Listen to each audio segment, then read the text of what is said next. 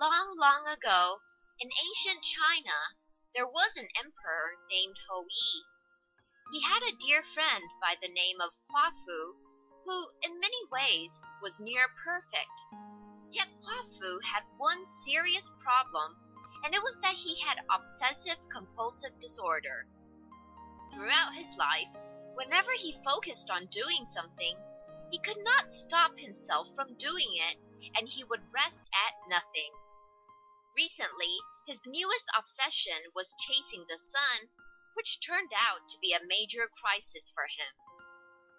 You see, back in those days, there were 9 suns. So when Huafu was chasing the suns, he became very confused because he would lose track of which sun he was running after, and he went insane. When Houyi heard about Huafu's dilemma, he said to himself, "My poor friend, those suns are clearly torturing you. Let me help you make your task easier." So Houyi shot down 8 of the suns using his bow and arrows. He felt very satisfied with himself and thought, Huafu will be so grateful to me, for he won't be confused by the many suns anymore. Ah, what a helpful friend I am. Well, Houyi was right in thinking Huafu would now be able to focus on one sun. Yet he forgot that Huafu had obsessive-compulsive disorder, and with no other suns to distract him, Huafu ran into the forbidden desert when the sun set in the direction of the desert. Oh no, I've just entered the forbidden desert. Mom has always told me to stay away from this desert because it is said to be the desert of no return. But I can't stop myself from running after the sun. So despite his good conscience, Huafu entered deep into the forbidden desert. There's actually nothing special about the forbidden desert, except that it's an exceptionally gigantic desert that lacks water resources. So Huafu faced a serious problem. He was dying of thirst. Luckily, he stumbled across the Great Yellow River. A river up ahead, hooray! So he hurried to the bank of the river, knelt down, and tried to sip the water. But alas, the flowing river was beyond his reach. Being the persistent person he was, Huafu didn't give up, but rather looked around for a solution. There, just 3 feet from him, was a bed of reeds. His eyes lit up and he thought, Exactly the thing I need. The gods are merciful to me. Because Huafu was so thirsty, he greedily grabbed a handful of reeds, plucked the roots and leaves off, and used the hollow stem to drink the water. He hungrily consumed mouthful after mouthful, and due to his obsessive-compulsive disorder, he didn't stop drinking, even when he felt like he had had enough. So, in the end, he died of fluid overload.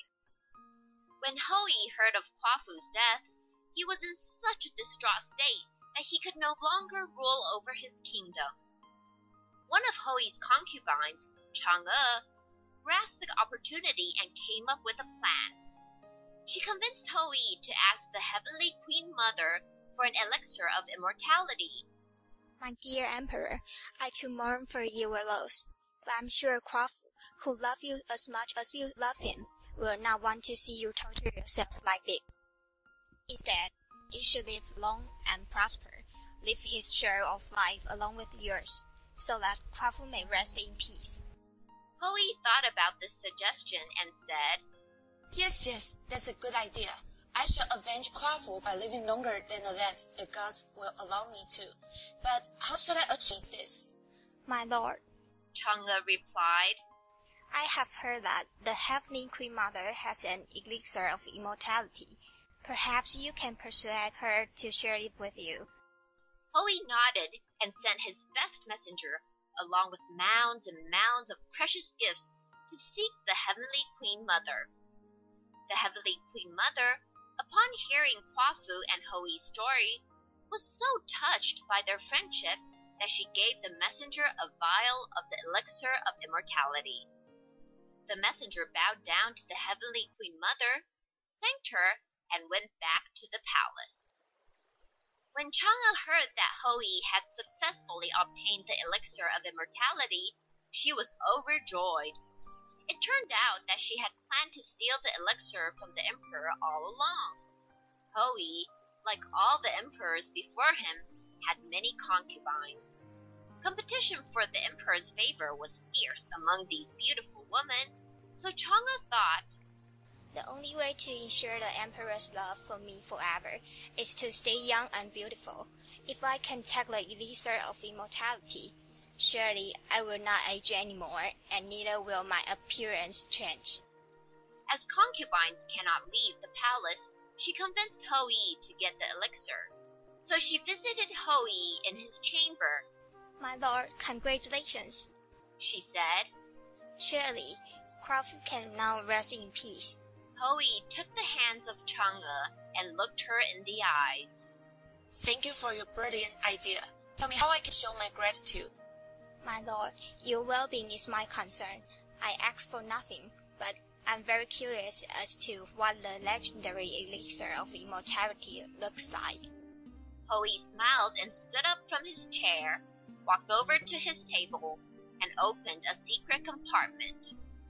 I would not have shown this to anyone else, but you, Chang'e. You've been so loyal and thoughtful to me. Letting you take a look at the elixir is the least I can do. So he took out the bottle holding the elixir and handed it to Chang'e. With a gleam in her eyes, Chang'e looked at the bottle.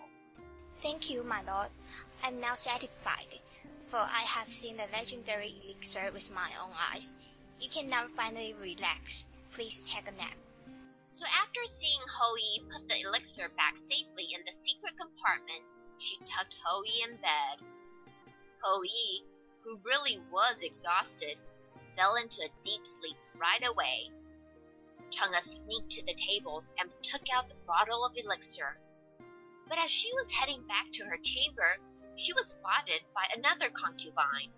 The other concubine, who had always hated Chang'e for finding favor in the emperor's eyes, decided to use this chance to get rid of Chang'e.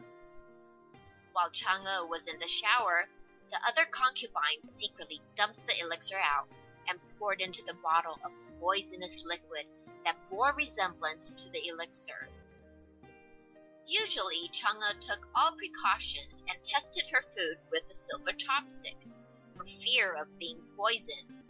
Yet because she thought no one knew about the bottle of elixir, she didn't test the liquid before drinking it. And because she had never tasted an elixir of immortality before, she did not find the bitterness of the poison odd. Settling down comfortably in her bed, she gulped down the liquid from the bottle, thinking happily that from now on she would stay forever young and beautiful. Little did she know that this would be her last thought before slumping down into a heap of lifeless form.